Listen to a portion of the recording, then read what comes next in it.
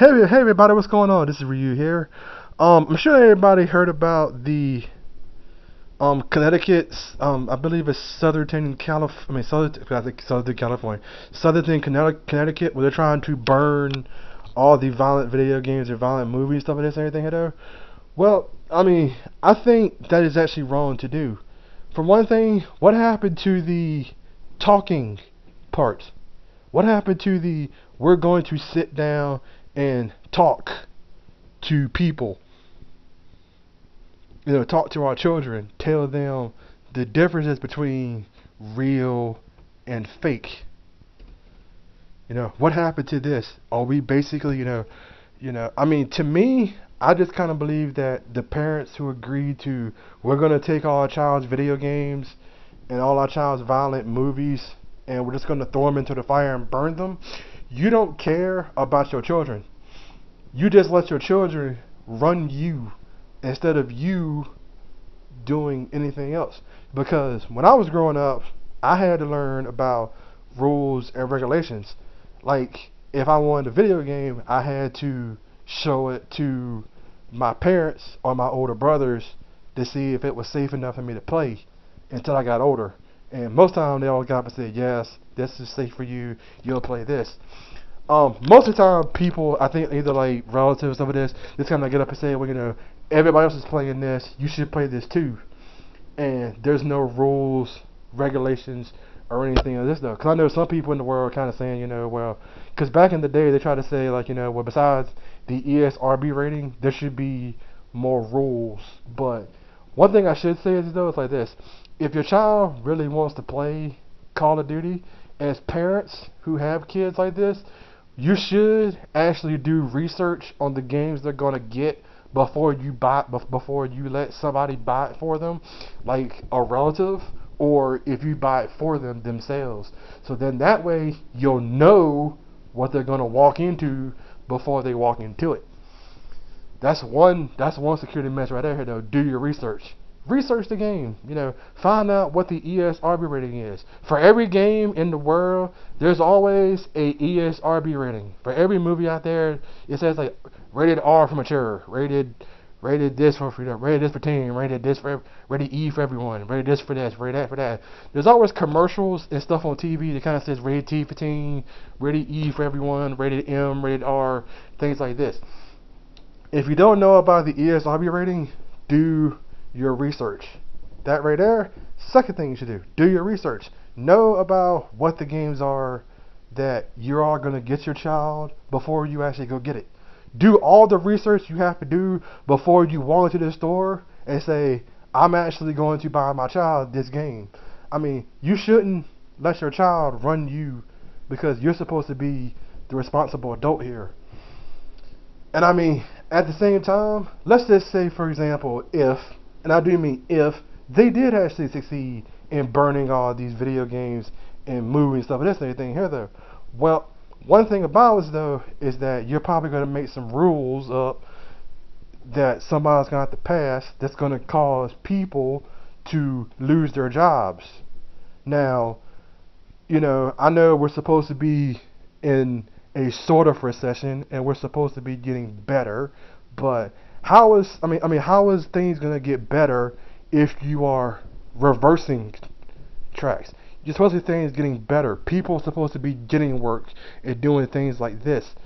Like I said before here though, for parents out there who are saying this here though, you're making me facepalm and hate you so much right now because I'm not the person who gets angry that much, but I'm sick and tired of people getting up and saying video games are the cause of this.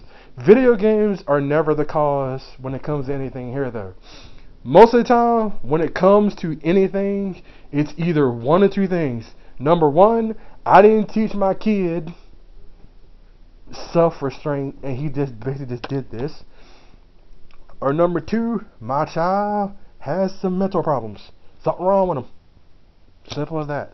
Two problems. That's it. That's all. It's everything.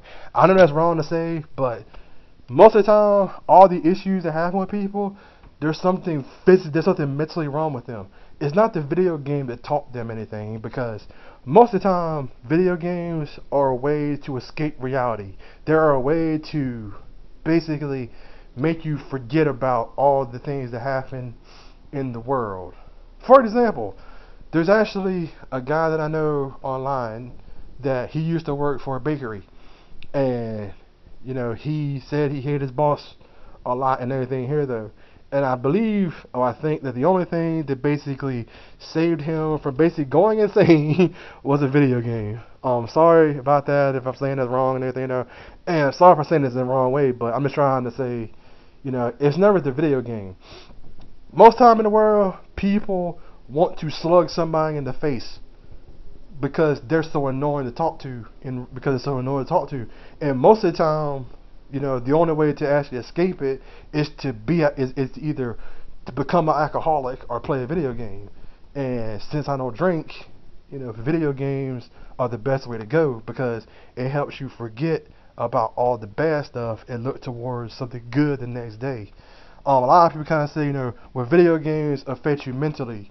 And I'm kind of just like, well, there's certain video games out there that are teaching tools for kids to teach them stuff like math, reading, or arithmetic, like math or arithmetic, reading, English, the world, the geography, things like this here, there, and everything here, there. There's a bunch of games out there that tell a story, that tell like a very interesting story, a better story than anybody else can tell from the top of their head whatsoever.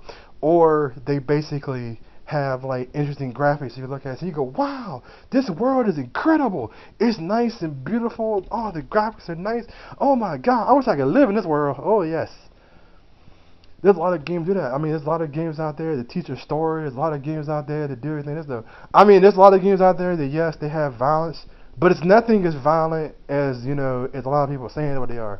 Like, not a lot of games out there do you basically have it where somebody basically takes a gun and shoots them in the head or something like that here. I mean, there are some of those like that, but I mean, if your child is playing a game like that, then it's not the child's fault he's playing a game like that. It's your fault as a parent for letting your child play this game.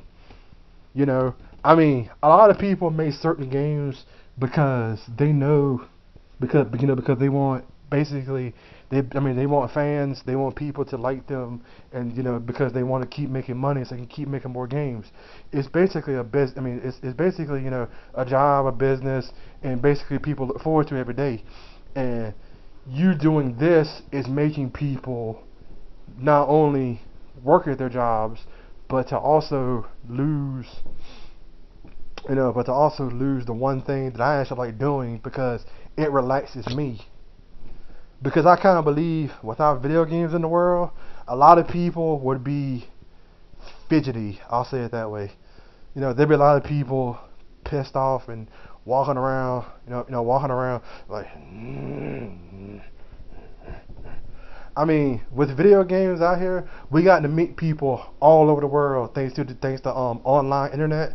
We got to talk to people, other people in the world who basically we can talk to, we can associate with, and everything else. It is we could talk to everything like this or there and anything here though. I mean, it's the same thing with chat rooms nowadays. I kind of think if your child's in a chat room and they basically are doing stuff like cybering or anything else like this here though, then and you don't know anything about it, then it's your fault as a parent. Things like that here though. We're back talking about the whole chat room thing, but that's a whole different story here though. But that's just the way I feel. I mean, this photo of my hand, of the face palm here though, basically shows what I feel about the people who think burning the games is the best thing to do, because it's not. Most time with me, if I had a kid and if I had a child and did something like this, I would sit down, talk to them, not yell at them and curse them out, something like this, but I would talk to them, just tell them, why are you playing a game like this for? This game's not for you. How about we do this? How about I help you find a better game that's better than this? It'll have some violence to it, but it won't be as violent as this, or it won't have this to it. This is not for you. Try to go out, find yourself a E for everybody game, one that everybody can play and everybody can enjoy, or something like that here though. Something like Mario, Because, you know, Mario's not violent. No, Mario's not violent. Or try to find him, like, you know, there's a lot of people who still play Sonic games, even though I stopped playing Sonic back in the Genesis days of Sonic 3. Or try to find them another game that, you know, until they basically get older, they can play now. I still think, like I said before, no child should play Call of Duty. None. Under the age of 18, until you reach 18, can you play Call of Duty? You should never touch 18. You should never touch Call of Duty until you were 18. Same with Halo, same with a lot of those shoot 'em ups games. You should never touch until you are 18 years old. That's why I say for right now here, though, you know, you should never touch them bad boys till you're 18 years old.